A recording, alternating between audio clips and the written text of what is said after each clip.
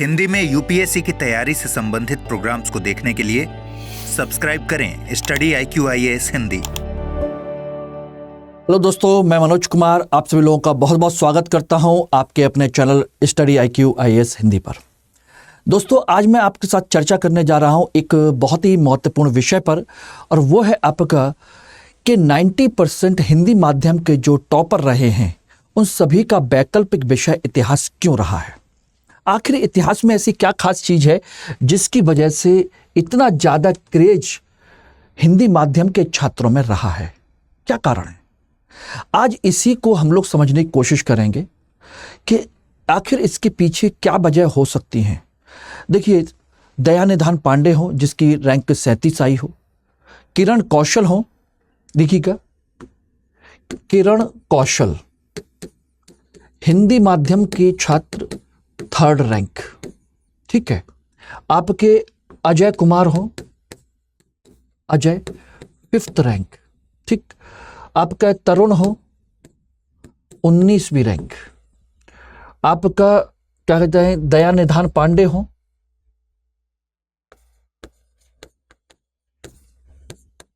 Dayanidhan Pandey 37वीं rank, ठीक है ना। आपके और भी कई सारे लोग हैं जिनकी सभी की रैंक अच्छी रही है और वैकल्पिक विषय इतिहास रहा है। आखिर क्यों। आलोक पांडे है रैंक 56, गुजरात कैडर।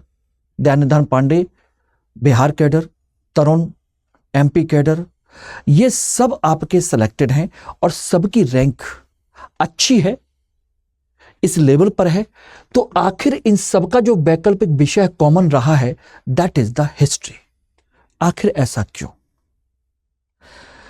देखिए, इतिहास की सबसे पहले मैं कमियां बताऊंगा जो आप सभी लोगों को अधिकांश छात्र बताते हैं कि आखिर इसकी कमी क्या है, जिसकी वजह से सही जानकारी लोगों तक नहीं पहुंचती।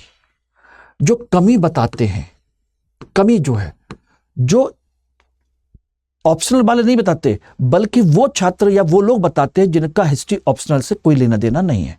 वो कहते हैं कि इसका सिलेबस बहुत बड़ा है,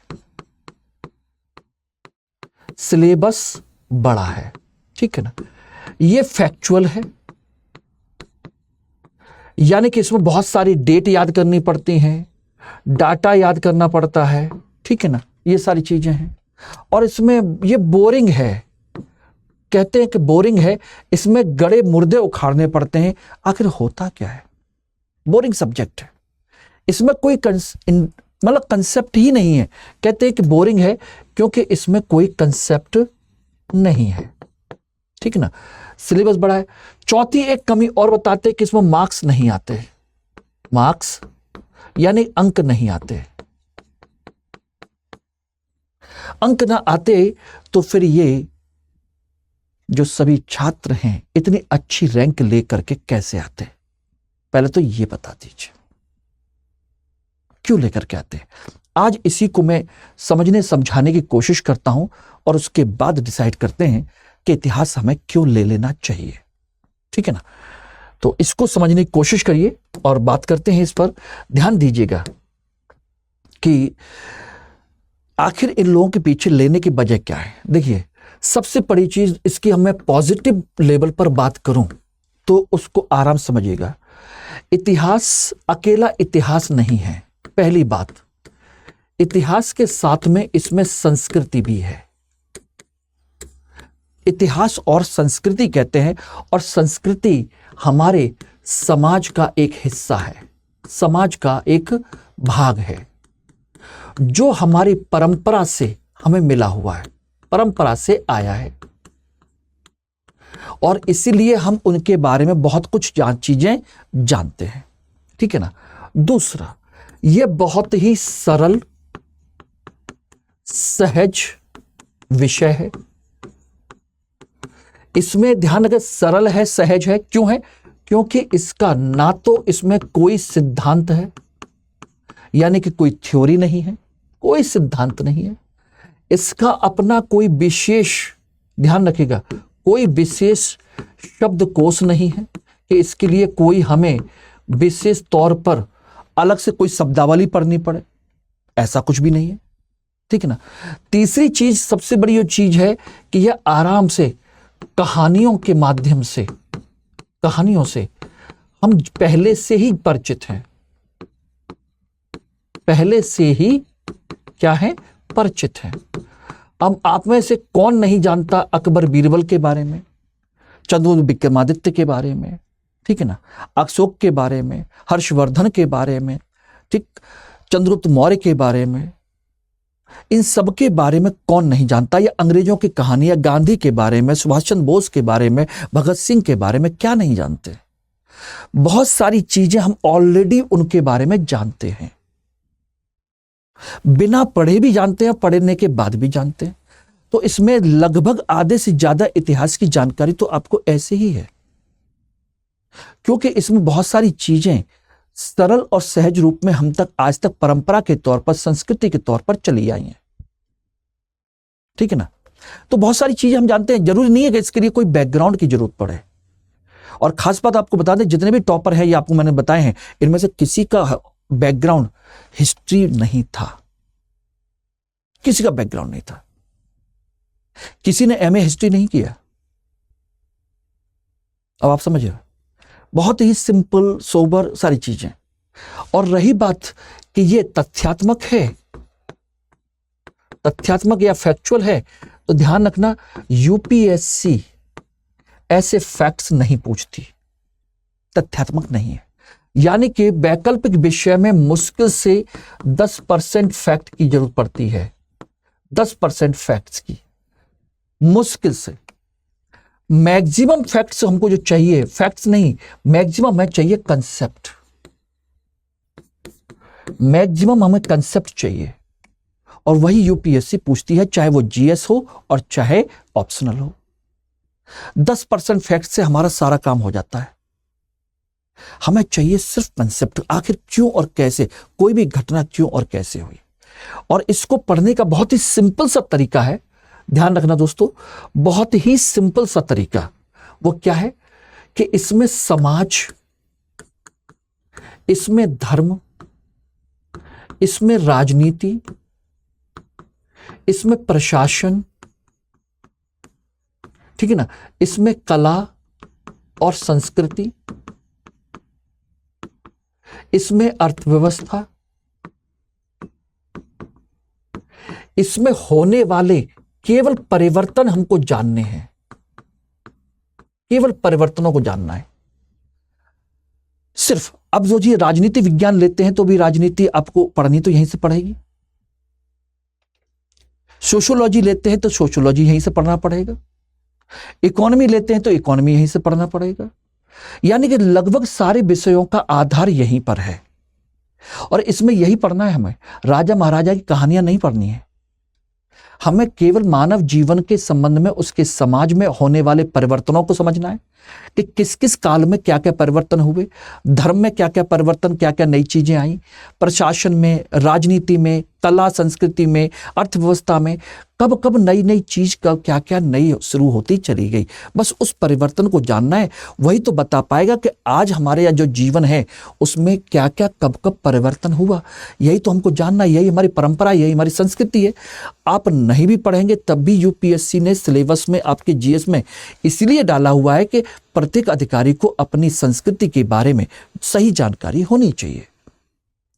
तो मत लीजिए, तब भी आपको उतना पढ़ना ही पड़ेगा।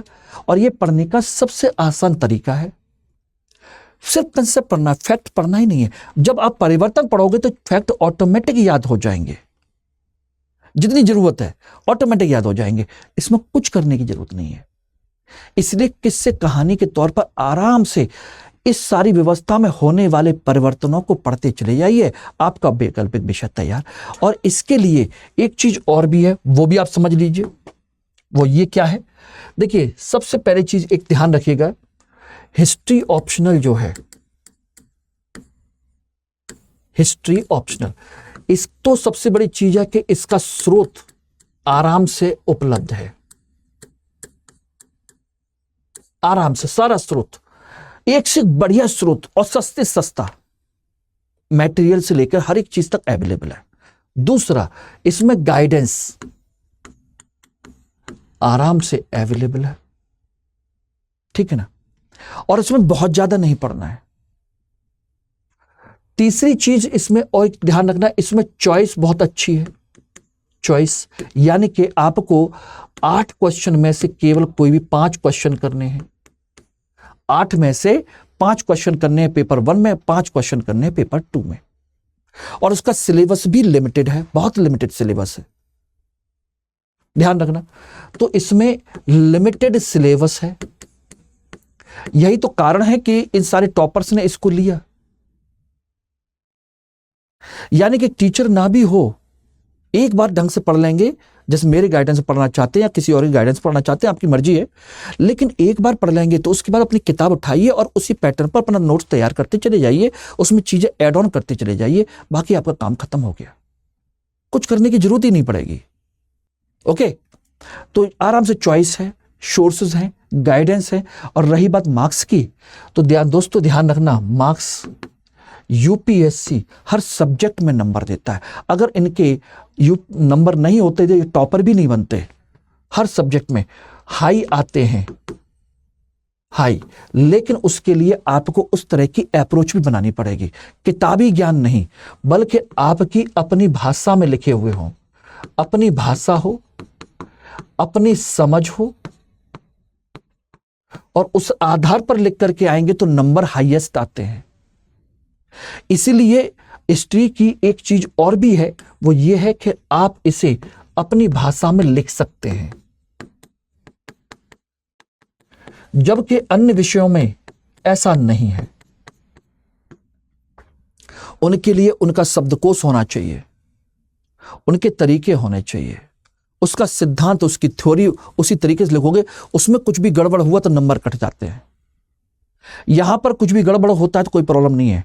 अकबर को आप ऐसे समझते हो तो ऐसे अपनी बात कह दो, ऐसे समझते हो तो ऐसे अपनी बात कह दो, मतलब जैसे आपको समझ में आ जाए अपने तरीके से वैसे अपने आप को प्रोड्यूस कर सकते हो। यही वजह है कि आराम से इन सभी लोगों ने इस सब्जेक्ट को चुना और चुन करके लिखा। एक सबसे बड़ी चीज और भी है जो आपको पता होना चाहिए, और वो है आपका इसका जो सिलेबस है वो लिमिटेड है।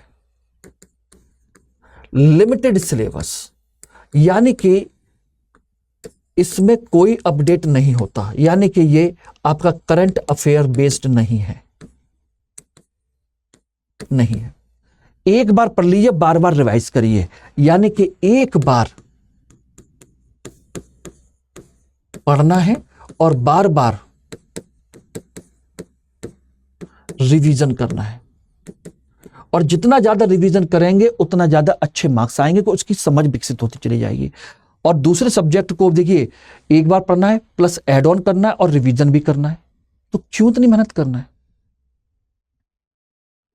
भाई? जितना उसका करंट अपडेट करेंगे उतनी बार में तो रिवीजन कर लेंगे, लेटे लेटे बैठे बैठे रिवीजन कर ले और सोचना शुरू किया, अच्छा इसको ऐसे जोड़ देंगे तो, अच्छा अशोक की ये नीति, अच्छा हर्ष से भी तो मिलती जुलती है, हर्ष की ये नीति समुद्रगुप्त से भी मिलती जुलती है। जहां आपको लगे हाँ ये मिल रही है, जुल रही है, वहीं पर उसको एग्जाम्पल के तौर पर डाल दीजिए अपने तरीके से। नंबर यूपीएससी उसी को देता है जो अपने अलग तरीके से थोड़ा सोच लेता है, थोड़ा सा। बस ये खास चीजें हैं इसकी। अब आप खुद सोचिएगा कि हमें इसे क्यों ना लें। और एक सबसे इंपॉर्टेंट पॉइंट और ध्यान रखिएगा, और वो है कि आप नहीं लेते हैं तब भी यूपीएससी ने जीएस में हिस्ट्री को एंशिएंट, मिडिवल, मॉडर्न, ये तो आपके तीनों के तीनों जो हैं ये आपके डाले हैं आपके प्री प्लस मीन्स में, मीन्स एग्जाम में पूरा पूरा ancient, medieval, modern, history and culture दोनों, प्लस साथ के साथ आपका एक वर्ड हिस्ट्री भी है, वर्ड हिस्ट्री, ये भी ये आपके मेंस एग्जाम में जीएस में डाला गया है, मेंस में है। और आपका यूपीएससी का जो सिलेबस है, ऑप्शनल का सिलेबस जो है, ऑप्शनल का जो ये है वही ये है, सेम सिलेबस है। बल्कि इसमें जो कमी है बता देता हूं। इसमें क्या नहीं है, इसमें देखिएगा प्री की तरह इसमें फैक्ट्स नहीं है। इसमें आपके फैक्ट्स भी होंगे प्लस कंसेप्ट भी होगा, ठीक है ना। यहां फैक्ट्स नहीं है, यहां पर बाकी काफी सारे छोटे छोटे टॉपिक हैं, छोटे छोटे कई सारे टॉपिक हैं। यहां कोई भी छोटा टॉपिक नहीं है, टॉपिक नहीं है। यानी कि बहुत सारा सिलेबस तो उन्होंने यहीं पर कम कर दिया। लिमिटेड सिलेबस होता है, चॉइस आपके पास होती है, और यहां कोई चॉइस नहीं है। सारे क्वेश्चन आएंगे, सारे करने पड़ेंगे, और यहां पर चॉइस है, ठीक है ना। तीसरी चीज, यहां पर करंट से लिंक करना होता है, करंट लिंक। यानी कोई भी चीज अगर कोई करंट में चल रही है तो करंट में पूछी जा सकती है। जैसे महात्मा बुद्ध की शिक्षाओं की वर्तमान में प्रासंगिकता, गांधी के विचारों को आज के संदर्भ में विवेचित कीजिए, टैगोर की शिक्षा नीति की वर्तमान शिक्षा नीति से तुलना कीजिए, सिंधु घाटी सभ्यता का पतन से हमें वर्तमान में क्या सीख लेनी चाहिए। ये सब आपके जीएस के क्वेश्चन है। यहां ऐसा कुछ भी नहीं है। अब बता दीजिए सिलेबस किसका ज्यादा है, जीएस का या ऑप्शनल का। तो जब जीएस का इतना पढ़ेंगे तो इसका तो ऑलरेडी कम हो गया, तो बस उसके सिलेबस में इसकी तैयारी हो रही है। यानी कि बाकी अन्य सब्जेक्ट जो हैं ऑप्शनल के सब्जेक्ट, वो कहते हैं कि हमारा ऑप्शनल तैयार कर लो, जीएस ऑटोमेटिक तैयार है। हम कहते हैं कि जीएस का हिस्ट्री पढ़ लीजिए, आपका ऑप्शनल तो ऑटोमेटिक तैयार है, उल्टा। अब आप समझिएगा, अब समझ में आ गया कि सभी टॉपर्स ने क्यों ले रखा है इसको, क्या कारण है इसके। यही कारण है, these are the basic reasons. GS से ऑप्शनल तैयार होता है, तो फिर आप सोच रहे हो सबको ले लेना चाहिए। सबको ये समझ है कहां, कौन समझाए उनको। जिसकी समझ में आ गया तो ठीक है, लेकिन कुछ तो अंतर होगा। हां, अंतर है कि यहां पर उस टॉपिक को जो आप पढ़ेंगे उसकी सही अच्छी समझ होनी चाहिए, थोड़ी सी गहराई के साथ में। टॉपिक एक ही होगा लेकिन अच्छी गहराई होगी उसकी। यहां आप उतरी उतरी तैयारी करते, इसी वजह से जीएस में नंबर नहीं आते। पता है आप लोगों को जीएस में कितने नंबर आते हैं टॉपर्स के भी? 40% से ज्यादा नंबर नहीं ला पा रहे, लेकिन ऑप्शनल में आराम से 60%, 65%, 70% आराम से नंबर आ रहे हैं, लेकिन यहां नंबर नहीं आ रहे। ये रीजन है, समझ में आ गया।